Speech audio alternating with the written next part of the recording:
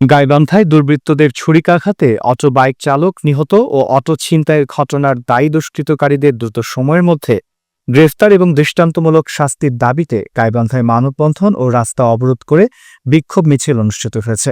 রবিবার সকালে টিবি রোডের আসাদুজ্জামান মার্কেটের সামনে নিহত অটোচালক আনিস মিয়া ঠান্ডার স্বজন, এলাকাবাসী ও অটো চালকদের আয়োজনে এই মানববন্ধন ও কর্মসূচি পালন করা হয়।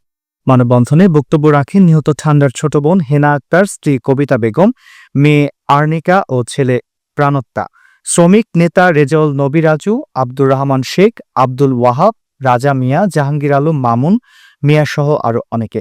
বক্তারা বলেন, চাঞ্চল্যকর হত্যার ঘটনার 2 দিন পেরিয়ে গেলেও এখন পর্যন্ত কোনো আসামিকে ধরতে পারেনি প্রশাসন।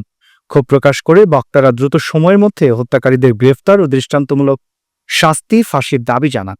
মানববন্ধন শেষে বিক্ষোভকারীরা একদম ট্রাফিক মোড় এলাকায় সকল সড়ক বন্ধ করে বিক্ষোভ শুরু করে।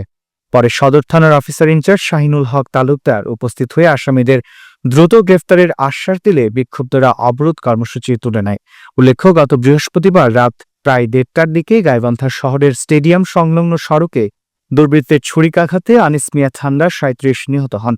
তিনি সদর উপজেলার গিদারি ইউনিয়নের কিসামত ফলিয়া গ্রামের মৃত হামিদ মিয়া ছেলে এবং একজন পত্রিকা বিক্রেতা ছিলেন।